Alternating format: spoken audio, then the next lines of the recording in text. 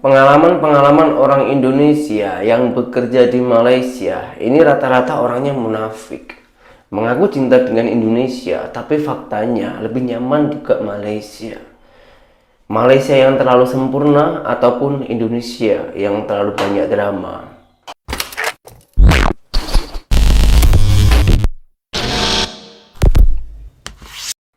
Hai, halo geng, assalamualaikum warahmatullahi wabarakatuh. Berjumpa kembali dengan saya Zainal Story. Sebelum video ini saya mulai, gimana kabarnya kalian semua? Semoga semua yang menonton video ini baik-baik saja, dimurahkan rezekinya, selalu berpikiran yang positif dan dijauhkan dari mara bahaya oleh Tuhan yang Maha Esa. Oke geng, ini ada salah satu cerita ataupun pengalaman orang Indonesia yang berasal dari Lombok. Saat ini itu bekerja di ke Malaysia. Kerja di Malaysia itu bukan kerja di tempat yang bersih, itu bukan, tapi di perladangan. Beliau menceritakan pengalaman-pengalamannya ataupun perbedaannya antara Indonesia dan juga Malaysia. Seolah-olah ini menceritakan Malaysia itu terlalu sempurna ataupun Indonesia yang banyak drama. Karena dari segi penghasilan saja dia itu komplain kepada Indonesia. Malaysia dalam 1 bulan untuk mendapatkan 5 sampai 10 juta rupiah sangatlah mudah didapat. Sementara di Indonesia ini sangatlah mustahil. Kita tengok dulu cerita dari dia orangnya. Assalamualaikum teman-teman semuanya. Waalaikumsalam bang. Cobalah kalau di Indonesia kita dikasih kerja dipermudahkan, lepas itu gaji sesuai, contohlah 5 juta 1 bulan. Aku yakin nggak ada yang pergi merantau kalau kerja Indonesia gaji 5 juta 1 bulan.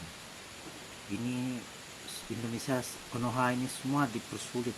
Wah. Contohlah jadi security, ada ijazah SMA ke apa, mau pelatihan dulu, pelatihan masuk security pun kena biaya hampir 7 juta saya rasa.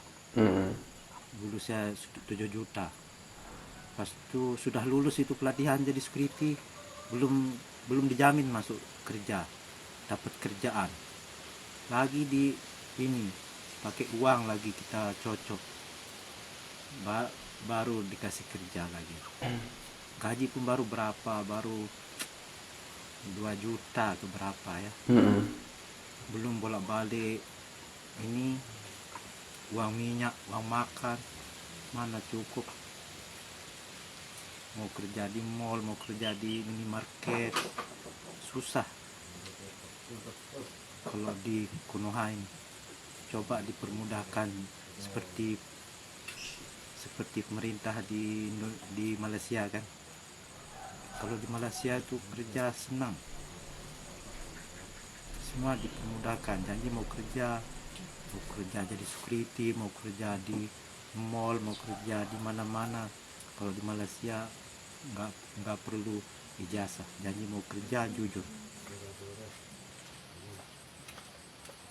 Nggak seperti di Konoha ini susah. Semua mau pakai uang, tapi nggak sesuai sama hasil kita kerja gajinya. Kalau di Malaysia itu mau kerja apa nggak perlu ijazah, nggak perlu apa, janji mau kerja dan jujur, rajin. Coba pemerintah Indonesia kan seperti itu mengelola kerjaan, gaji sesuai, pas itu nggak dipersulit. Ini harus pakai ijazah pun ada, mau pakai uang. Wah. Apalagi mau jadi polisi, tentara, mau habis tanah, mau jual tanah, mau uang beratus-ratusan juta, itu pun belum tentu dapat kalau nggak ada orang dalam.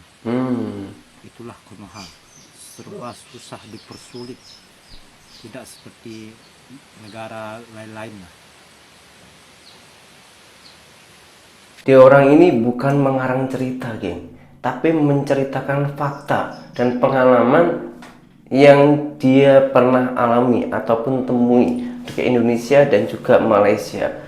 boleh dikatakan macam culture shock ya, karena di Indonesia itu susahnya mencari pekerjaan. Kerja di perkebunan, di perladangan aja itu belum tentu setiap hari ada. Gajinya pun tak setara dengan pengeluaran yang kita untuk makan sehari-hari.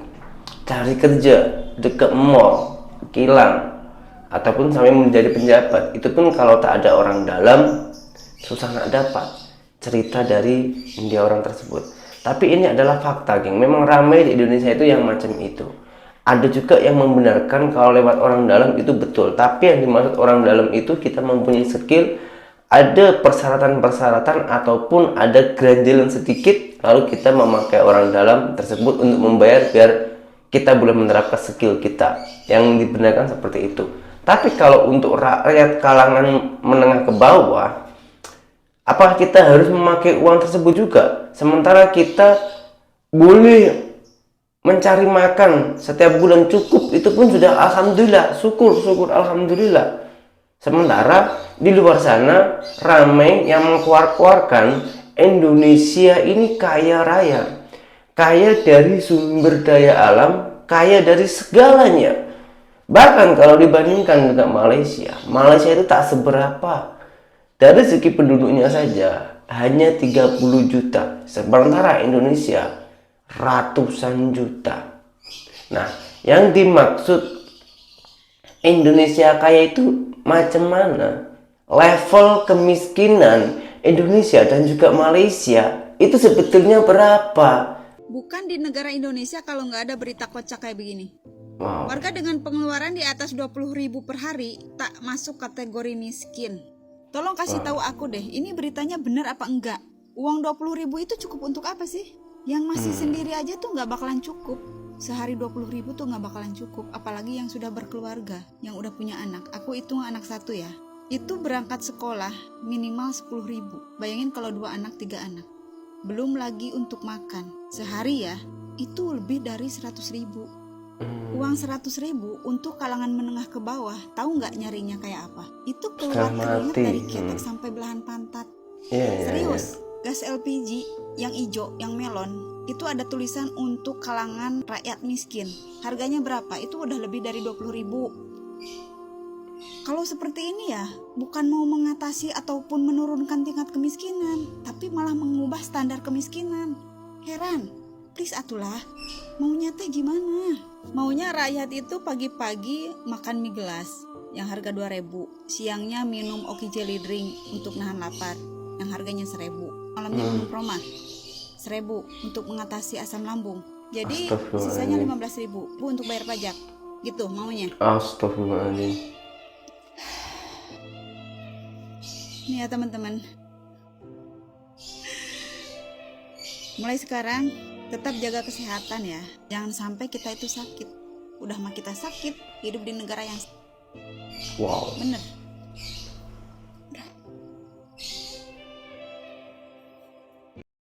Kalau standar kemiskinan kita seperti itu, 20 ribu dalam satu hari itu sekitar setara dengan 6 ringgit Malaysia, geng, dalam satu hari. Kalau macam itu, memang seluruh Indonesia ini nggak ada orang yang miskin. Bukannya kita yang dibantu, bukannya kita yang mendapat kemakmuran, tapi negara kita yang suka dipuji meskipun rakyat kelaparan. Astagfirullahaladzim. Sekarang kita tengok dari standarnya negara jiran kita, Malaysia. Karena saya dengar-dengar isu di sana dari penghasilan 1 bulan 2.000 ringgit itu sekitaran 6 sampai 7 juta rupiah, itu masih di kalangan miskin. Itulah yang membuat orang Malaysia itu semakin bergerak karena tak mau disebut miskin, dan untuk membangun ekonominya negara, ekonomi keluarganya sendiri, maka harus bekerja keras, kalau boleh gaji lebih di atas 2.000 ringgit. Kita tengok dulu video ini. Bro, sumpah ya kadang gue bingung sama negeri kita sendiri. Nih gue kasih tahu pelan-pelan deh biar semua bisa ngeh. Menurut BPS alias Badan Pusat Statistik yang dipakai Indonesia, orang yang punya penghasilan 150 ringgit sebulan aja udah nggak dikira miskin, bro. Gila nggak tuh? 150 ringgit doang. Lo kira itu duit bisa buat ngisi minyak motor aja jebol, apalagi bayar listrik, makan, sewa rumah. Tapi ya udah, menurut BPS itu katanya udah aman. Makanya, karena standar ngaco itu cuma 8% doang rakyat Indonesia yang dikategorikan miskin. Wih, keren ya. Tapi keren di dunia mimpi. Sekarang kalau kita pindah ke standar internasional dikit, pakai standar Bank Dunia. Bank Dunia tuh bilang, siapa yang berpenghasilan di bawah 900 ringgit sebulan itu masuk kategori miskin. Lah bro, dengan kriteria yang agak make sense dikit ini, ternyata 59% rakyat Indonesia itu jatuh ke level miskin. 59% coy. Setengah lebih dari total rakyat. Bayangin, ini bukan lagi soal minoritas. Ini udah mayoritas. Dan kalau kita mau makin sadis lagi, kita coba bandingin pakai standar kemiskinan Malaysia. Di Malaysia, mereka anggap miskin itu kalau pendapatan lo di bawah 2.000 ringgit per bulan, beda-beda dikit sih tiap negeri, tapi kira-kira segituan lah. Nah, kalau Indonesia dipakein standar Malaysia ini, brother, 80% rakyat Indonesia bakal dikategorikan miskin. 80%. Ini negara mau dibawa kemana sih? Gua beneran ngakak, tapi miris juga sih. Kita diajarin dari kecil katanya Indonesia negara kaya. Kaya sumber daya lah, kaya budaya lah, apalah. Tapi kalau rakyatnya 80% miskin kalau standar normal dipakai, itu sih bukan kaya. Itu namanya miskin terstruktur. Terus lo tahu nggak apa masalah utamanya? Gimana caranya BPS ngitung kemiskinan itu udah dipakai dari tahun 1998. Udah lebih dari 25 tahun lewat, bro. Tapi metodenya kagak diperbarui. Iya, kagak diperbarui. Di zaman ChatGPT, AI, orang bisa beli barang tinggal klik dari HP, kita masih pakai rumus zaman Orde Baru buat ngukur kemiskinan. Aduh, malu banget. Dan lebih ngeselinnya lagi, masih banyak orang Indo yang gede kepala. Kita lebih maju dari negara ini itu. Lah, lebih maju dari mana, bosku? Standar hidup aja masih mengandalkan ilusi statistik. Hidup beneran nggak bisa dibayar pakai angka manipulatif. Lo mau makan nasi kucing atau mau beli rumah, kagak cukup bro cuma pakai data statistik BPS. Jadi ya, buat para seleb sok pintar kayak Faisal Halim sama Akmal Subekti yang kemarin-kemarin belagu banget tuh, gua harap kalian baca data beneran. Jangan lagi goblok berjamaah. Buka mata, buka telinga, jangan hidup dalam gelembung kita baik-baik aja. Karena faktanya 80% rakyat Indonesia itu hidup pas-pasan. Struggling buat sekedar makan dan bayar kebutuhan dasar. Lo tahu nggak, ironisnya apa? Yang lebih serem dari kemiskinan itu bukan kemiskinan itu sendiri. Tapi kemiskinan yang dibungkus narasi palsu seakan-akan semua baik-baik aja. Kayak orang lagi tenggelam tapi pura-pura masih bisa senyum. Intinya, Indonesia itu lagi hidup dalam denial massal. Seakan-akan kalau lo nggak ngaku miskin, lo otomatis kaya. Padahal kenyataannya lo cuma belum sadar aja kalau dunia udah jalan ninggalin kita jauh ke belakang. Dan lo tahu nggak bro, lucunya lagi, banyak yang bangga sama pertumbuhan ekonomi katanya. 5% lah. Lah bro, pertumbuhan ekonomi tinggi kalau yang nikmatin cuma segelintir doang mah percuma. Itu kayak lo ngadain pesta mewah di hotel bintang 5, tapi rakyat lo cuma bisa nonton dari luar sambil ngiler. Apalagi ya, yang bikin gua makin ngakak. Indonesia tuh suka banget ngebandingin diri ke negara Afrika. Kita masih lebih baik dari negara ini itu. Lah bro, kenapa lo bandingin sama yang di bawah? Coba dong, bandingin sama yang di atas, kayak Malaysia, Vietnam, Thailand, atau bahkan China. Kok nggak berani? Karena begitu lo bandingin ke atas, baru lo sadar betapa jauhnya kita ketinggalan. Vietnam yang dulunya hancur lebur karena perang, sekarang udah lari kayak kuda, bro. GDP per kapitanya udah mulai nempel Malaysia. Sedangkan kita masih sibuk debat receh, ribut soal politik, selebriti kawin cerai, sama drama TikTokan. Dan jangan lupa, standar kemiskinan di Malaysia tuh 2.000 ringgit, ya bro. Itu kira-kira kalau dikonversi ke rupiah tuh sekitar 10 juta lebih sebulan. Sedangkan di Indonesia, pendapatan 150 ringgit alias 700 ribu rupiah aja udah dibilang aman. Lah, ini sih bukan kemiskinan ekstrem lagi, ini kemiskinan yang udah dilegalkan. Yang lebih seru, pemerintah kadang suka bangga ngasih bantuan sosial. Tapi tahu nggak, bantuan sosial itu paling juga berapa? 150 ribu sebulan. Itu buat apa? Buat beli Indomie 5 bungkus doang. Hidup sebulan modal 5 bungkus Indomie, lo kira manusia apa? Gua kasih analogi kasar deh. Ini kayak lo lagi tenggelam di laut, terus dikasih ember buat disuruh nyiduk air keluar. Lah logikanya mana bro? Lo butuh kapal, bukan ember. Belum lagi kalau lo lihat soal standar hidup. Di Malaysia, upah minimum udah dinaikkan ke lebih dari 1.500 ringgit. Di Indonesia, banyak buruh di daerah yang upah minimumnya masih 2,5 juta rupiah. Atau bahkan kurang bro. Kalau dihitung-hitung, itu cuma cukup buat bayar kosan petak sama makan nasi padang 2 kali sehari. Itu pun nasinya numpuk, lauknya secuil. Dan dengan kondisi kayak gini, lo tahu apa yang sering keluar dari mulut rakyat plus 62? Yang penting bersyukur. Bro, bersyukur itu penting, ya. Tapi kalau bersyukur dipakai buat excuse malas maju dan malas nuntut perubahan, itu namanya bukan bersyukur. Itu namanya pasrah kayak kerbau dicucuk hidungnya. Makanya gue kadang kalau lihat komentar orang Indo di medsos yang belagu, suka bilang, Malaysia aja gitu, kita lebih hebat. Gue cuma bisa geleng-geleng kepala. Kayak katak dalam tempurung, bro. Dikit-dikit ngerasa udah paling jago, padahal levelnya masih bawah. Coba lo pikirin deh, Malaysia udah punya MRT modern dari tahun 2017. Vietnam sekarang udah ada kereta cepat. Thailand, ekonomi pariwisatanya jaya. Filipina udah digital banking jalan terus. Indonesia masih sibuk ngeributin jalan rusak. Siapa yang salah? Kalau mentalitas ini nggak diubah, sumpah bro, bukan cuma ketinggalan sama tetangga. Kita bakal ketinggalan sama negara-negara kecil yang dulu nggak pernah kita anggap. Indonesia itu kaya. Iya, kaya sumber daya. Tapi apa gunanya sumber daya kalau dikelola dengan otak pas-pasan? Kayak minyak, tapi minyaknya dikuasain swasta asing. Kayak emas, tapi emasnya dikeruk orang luar. Kayak batu bara, tapi polusinya dinikmati rakyat kaya. Kecil. Gila nggak tuh? Jadi bro, kalau sekarang lo merasa hidup lo makin susah, penghasilan lo seret, harga barang makin naik, tapi lo disuruh syukuri aja, lo mesti sadar. Itu tanda lo bukan hidup dalam negara kaya, tapi hidup dalam negara ilusi kaya. Negara kaya mimpi, rakyat kaya angan-angan. Realitanya, 80% hidup dalam kemiskinan yang dibungkus narasi palsu. Kalau mau, gue siap lanjut lagi ke bagian yang lebih brutal, ngebahas gimana sistem pendidikan, kesehatan, sampai budaya asal ada itu ngerusak masa depan Indonesia. Mau lanjut? Gue gaspol terus kalau lo mau.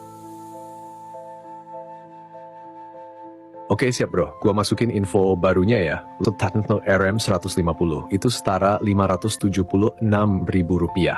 Gua bawa lagi pembicaraannya makin dalam, makin brutal, makin nusuk ke realita. Nih lanjutannya. Nah bro, sekarang dengan angka benernya ya, Rp150 itu setara Rp576.000. Rp576.000 sebulan. Lo ngerti nggak betapa absurdnya itu? Di Jakarta aja lo bayar kosan petak yang deket pabrik, harga termurah udah 500.000 sampai 700.000 sebulan. Itu pun lo dapat kamar panas, WC di luar, air kadang-kadang mati kalau hujan bocor.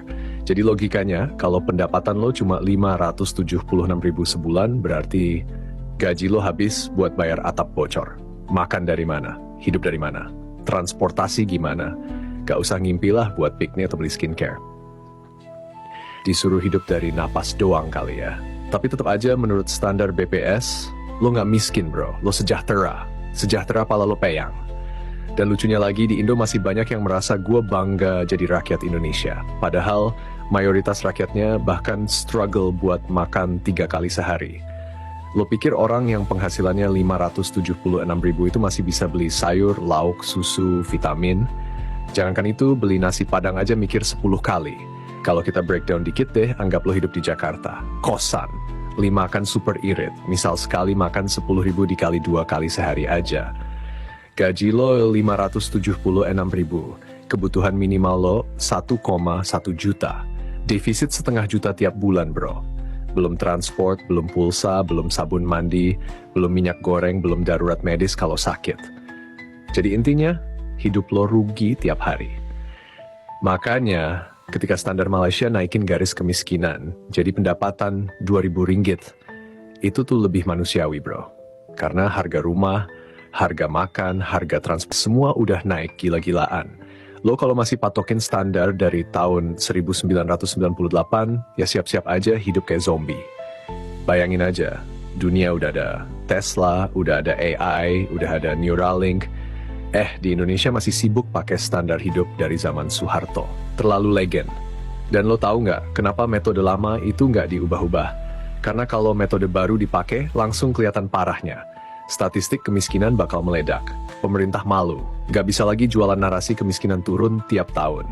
Padahal kenyataannya, mayoritas rakyat Indonesia hidup di bawah standar manusiawi. Kalau mau jujur, rakyat Indonesia itu hidden poverty. Miskin tapi dipoles data, dikasih narasi palsu biar kelihatan makmur. Kayak lo punya mobil mewah tapi isinya utang, kayak rumah mega tapi kasurnya robek, kayak pakai iPhone, tapi makan Indomie tiap hari. Itulah Indonesia, bro. Negeri ilusi, negeri pencitraan. Mau lebih keras lagi, kalau mau gue lanjut, gue siap sikat abis, sekalian ngebahas gimana budaya asal cukup itu bikin bangsa ini stuck selamanya. Mau lanjut gaspol? Gue tinggal sambung nih. Oke bro, gue lanjut. Kali ini gue sikat lebih brutal, lebih deep, lebih nusuk ke akar masalah mentalitas bangsa kita. Nih dengerin. Bro, masalah utama bangsa kita itu bukan cuma soal angka pendapatan, bukan cuma soal duit 576.000 sebulan yang dipaksa-paksa disebut cukup. Masalah utama itu ada di mentalitas. Mentalitas asal cukup, mentalitas yang penting hidup, mentalitas nggak usah muluk-muluk, mentalitas yang penting damai. Bro, lo hidup itu bukan cuma buat napas doang. Hidup itu tentang berkembang, maju, ningkatin kualitas diri. Bukan sekadar nahan lapar dan pasrah nasib. Tapi apa yang terjadi di Indonesia? Mayoritas rakyat udah di brainwash dari kecil untuk percaya bahwa kemiskinan itu bagian dari takdir, bukan kegagalan sistem. Lo miskin, ya udah sabar. Lo susah, ya udah syukur. Lah kalau semua rakyat mikir kayak gitu, kapan majunya bro? Yang lebih nyakitin lagi, banyak yang bangga bisa survive di tengah keterpurukan. Padahal itu bukan prestasi, itu tanda sistem negara gagal total. Survive dari 570 sebulan itu bukan heroik. Itu tragedi. Dan pemerintah malah angka kemiskinan turun gara-gara standar kemiskinannya sengaja dikecilin. Bro, gua kasih contoh kasar ya. Misal di negara normal, garis kemiskinan itu pendapatan minimal buat hidup layak. Makan sehat, tempat tinggal aman, pendidikan dasar, kesehatan standar. Nah di Indonesia, asal lo nggak kelaparan sampai mati, udah nggak miskin. Padahal hidup lo segitu-gitu aja. Kerja banting tulang cuma buat bayar cicilan utang, tiap bulan kejar-kejaran sama tanggal tua, anak nggak sekolah, badan sakit, mental hancur. Itu semua dianggap bukan miskin menurut definisi BPS. Lalu, budaya asal cukup ini yang bikin bangsa kita mandek. Di saat negara lain ngincer Mars, kita masih sibuk ribut siapa yang lebih cantik, siapa yang lebih tajir, siapa yang paling banyak followers. Di saat negara lain investasi gede-gedean di AI, green energy, biotechnology, kita masih sibuk ngurusin gosip selebriti cerai kawin. Bro, Malaysia aja sekarang udah masuk teknologi hydrogen, Singapura udah rancang kota bawah tanah, Thailand udah rancang economic corridor sampai ke China. Indonesia masih berantem soal pilkada, soal balapan buzzer, soal siapa presiden yang paling cocok buat fanbase masing-masing. Kayak negeri ini digerakin bukan sama visi masa depan, tapi sama emosi sesaat. Mentalitas yang penting bisa makan hari ini, itu bagus. Buat bertahan di zaman perang, bro. Tapi kalau lo mau bangsa lo maju, harusnya mentalitasnya gimana caranya hidup gue, keluarga gue, negara gue, 50 tahun ke depan bisa lebih baik dari sekarang. Tapi kenyataannya mayoritas orang masih mikir pendek banget. Sampai akhirnya, semua perubahan besar mandek di tengah jalan karena rakyatnya terlalu sibuk bertahan hidup buat mikir inovasi. Dan lo tahu apa yang lebih miris? Generasi muda banyak yang udah pasrah juga. Bayangin bro, bocah umur 25 baru mulai kerja, gaji UMR, udah bilang, ya udahlah, yang penting cukup buat bayar kosan sama beli Indomie. Itu bukan hidup bro, itu zombie mode, zombie ekonomi. Hidup secara fisik, tapi mati secara mimpi dan visi. Lo lihat negara-negara tetangga? Anak muda Vietnam, anak muda Malaysia, anak muda Thailand, mereka udah ngincer remote work global, startup digital, investasi saham internasional. Anak muda Indo masih banyak yang sibuk main TikTok sampai pagi, nonton live jualan kaos kaki atau rusuh di komentar postingan gosip.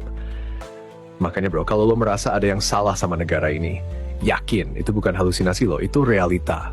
Realita bahwa 80% rakyat Indonesia itu hidup di bawah standar hidup layak kalau pakai ukuran dunia modern. Realita bahwa negara ini dibungkus citra negara besar padahal isinya negara struggling. Realita bahwa bangsa ini butuh revolusi mindset, bukan cuma revolusi politik. Kalau pola pikir asal ada ini nggak dirubah dari sekarang, siap-siap aja. Indonesia bakal jadi negara zombie, ekonomi zombie, generasi zombie, mimpi zombie. Kalau lo mau, gue siap lanjut lagi ke bagian paling gila, ngebahas spesifik gimana sistem pendidikan kita tuh bukan mencetak pemenang, tapi mencetak budak ekonomi. Mau lanjut gaspol ke next level? Gue siap bawa lebih deep lagi.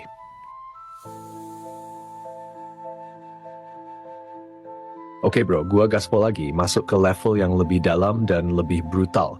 Kali ini bahas pendidikan. Siapin mental ya, karena gue bakal jujur abis tampil filter. Bro, pendidikan di Indonesia itu sebenarnya bukan dibuat buat nyetak orang sukses.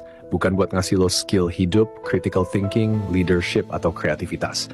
Pendidikan di Indo itu, sorry to say, kayak pabrik budak ekonomi. Gua ulang, pabrik budak ekonomi. Dari kecil lo diajarin apa? Hafalin, nurut, jangan nanya banyak, jangan beda pendapat sama guru. Yang penting hafal rumus, hafal definisi, hafal jawaban textbook. Bukan paham, bukan mikir, hafal. Sistemnya bukan ngajarin lo buat jadi kreator atau inovator, tapi ngajarin lo buat jadi robot disuruh-suruh. Pagi-pagi masuk sekolah, duduk di kelas, dengerin guru bacain slide, catet, ujian lulus, cari kerja, jadi karyawan. Looping kayak hamster muter di roda, tanpa mikir keluar kotak. Gua kasih analogi keras ya, kalau sistem pendidikan modern di negara-negara maju itu kayak taman yang nanemin bibit jadi pohon besar, sistem pendidikan di Indo itu kayak pabrik ayam potong.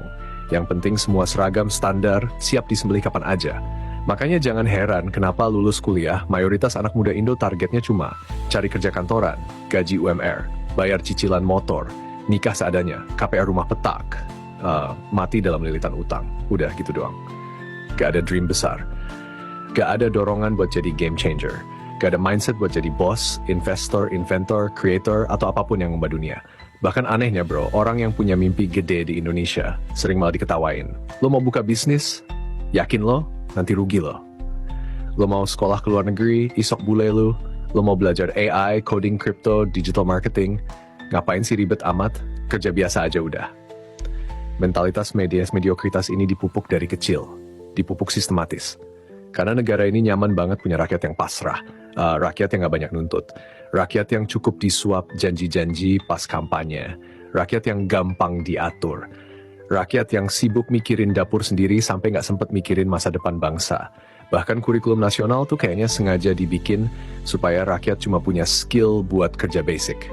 Keterampilan berpikir kritis gak diajarin. Entrepreneurship gak ditanamkan beneran. Problem solving sekedarnya doang. Yang penting bisa ngisi LJK, bisa ikut ujian nasional, bisa jadi tenaga kerja murah buat pabrik-pabrik asing. Sementara di luar negeri bro, anak-anak muda diajarin dari kecil buat tanya kenapa, buat mikir beda, buat ngembangin ide liar, buat bikin solusi, buat ambil risiko, buat bangun sesuatu dari nol. Itulah kenapa Vietnam bisa lari kenceng. Kenapa Singapura bisa jadi negara mini superpower. Kenapa Thailand ekonominya makin melesat. Karena generasi mudanya bukan zombie data hafalan, tapi creator of the future. Dan lo tahu efek domino dari semua ini? Karena pendidikan kayak gitu, lo bakal lihat Indonesia terus-terusan. Impor teknologi, impor software, impor mesin, impor alat berat, impor alat medis, bahkan impor garam, gula, beras. Padahal sumber daya alam kita bejibun. Tapi otak manusianya dilumpuhkan dari kecil lewat pendidikan yang bikin lo cuma bisa jadi pelengkap ekonomi global. Bukan pemain utama, bukan penentu arah. Makanya negara ini susah banget naik kelas, karena generasi mudanya disiapin buat kerjaan, disiapin buat ngikut, bukan buat ngubah. Gua nggak nyalahin guru-guru ya bro, banyak guru juga korban sistem. Yang salah itu sistem pendidikannya, yang salah itu mindset nasionalnya. Kalau pola kayak gini diterusin, siap-siap aja. 100 tahun lagi, anak cucu kita bakal tetap jadi buruh di negeri sendiri. Sambil ngelus dada ngelihat negara tetangga makin melesat kayak roket. Kalau mau bro, gue masih bisa lanjut ke pembahasan lebih sadis lagi. Bagaimana budaya asal ada di Indonesia, bahkan masuk ke sektor kesehatan, hukum, birokrasi, sampai korupsi kecil-kecilan. Macam mana geng? Sudah ada keterbukaan dalam hati korang, dalam pikiran korang setelah tengok video-video ini? Apa pemikiran korang? Coba tulis di kolom komentar, dan saya ucapkan banyak-banyak terima kasih telah menonton video ini sampai selesai. Semoga ada manfaatnya, semoga boleh mengubah pola pikir kita agar menuju maju ke depan ya. Apabila ada tutur kata saya yang kurang baik ataupun saya yang salah, Saya minta maaf yang sebanyak-banyaknya dan berjumpa kembali di video saya yang berikutnya. Assalamualaikum warahmatullahi wabarakatuh. Bye-bye.